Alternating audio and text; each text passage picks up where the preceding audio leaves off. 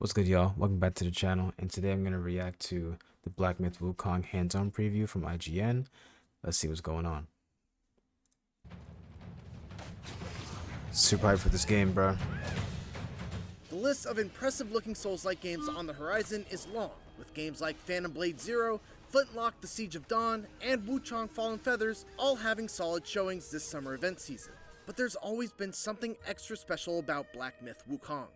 It's stunningly gorgeous. The animations are incredibly fluid, it's steeped in rich Chinese culture, and there's just something immensely satisfying about playing as a Monkey King, beating up all sorts of mythical creatures with a giant. It's like Elden Ring with more movement, more While this isn't the first time like IGN has gone opportunities to fight back. I feel like in Elden Ring you can't fight back the way you want to, hours of playtime with the opening chapter, and it's super frustrating. I somehow walked away even more excited for its August 20th release. This one is like more satisfying with the gameplay. IGN China has already done an extensive preview on what Wukong plays like on a late game build, with many techniques, stances, and transformations already unlocked, which is great because my 2 hours covered pretty much the very start of the game. The first thing that I noticed as I started playing was how fluid and fast Wukong feels to control. Many Souls-likes are built on a foundation of slower and more methodical combat. Very slow. But Wukong feels exceptionally quick. Other games are very slow. There's actually no block button. Wukong can twirl his staff to block projectiles, but as far as melee attacks go, everything must be dodged. That's why I don't really see myself playing like Dark Souls or Elden Ring, where but you can dodge up to 3 times very quickly, but after the third one, you're punished with a lengthy this is recovery nice. time to try and curb people from just mindlessly mashing the dodge button. Perfectly timed dodges will reward you with extra focus, and once your focus bar has been filled, you get a focus point that allows you to chain a strong attack into your light combo string for a big chunk of damage. Later on, those focus points can also be spent on different types of special moves that you unlock in the skill tree, which we'll get to a bit later. Wukong also has access to a number of spells that consume his mana. I only really got to play around with the Immobilize spell, which, as you can imagine, stops an enemy in their tracks and allows you to sneak in a few hits before the spell's effect wears off. That's crazy. Enemies, and especially bosses, are affected by the spell much less, and sometimes they were able to shrug it off entirely. Even at just an early stage, combat was a fun dance of actively looking for opportunities to avoid enemy attacks and find openings, keeping an eye on my focus meter. This might be game of the year, man. I'm not gonna lie. Whenever I had the chance, while also managing my mana and cooldown for my Immobilize spell. Eventually, I got my first transformation, which turns Wukong into an absolute beast, with much stronger attacks and a hugely damaging super attack that he can use out of a dodge if he manages to build up a focus point. One of his moves in this transformation is a lightning-fast dash attack that made me feel like I had basically turned into the boss that I got the transformation from.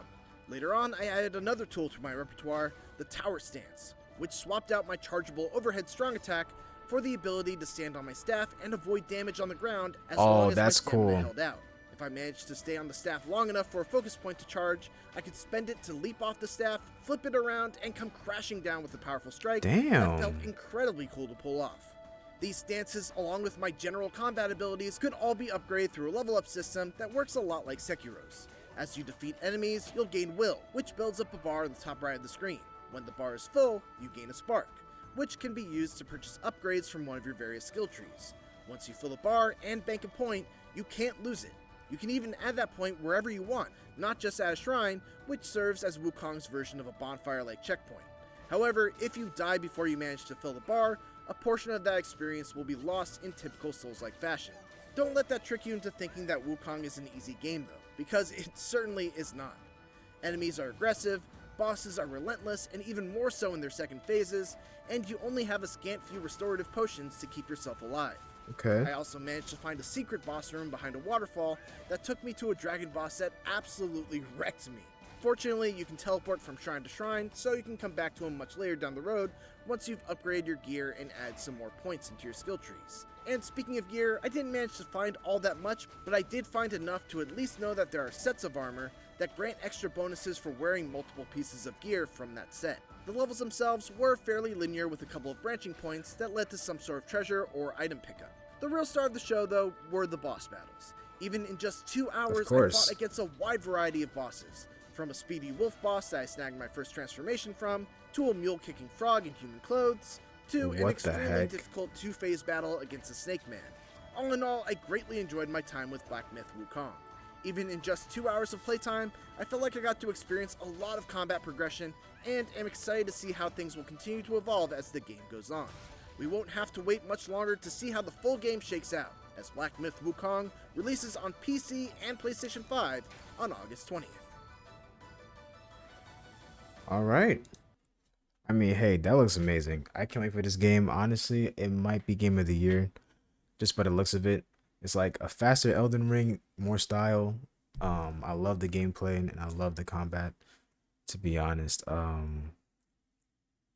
Wow. Wow. Very excited for this game. Gonna pre-order. Let me know what you guys think in the comments. Hit the like button, subscribe for more reactions and more gameplay from all these new games coming out. And I will see you on the next one, man. Peace.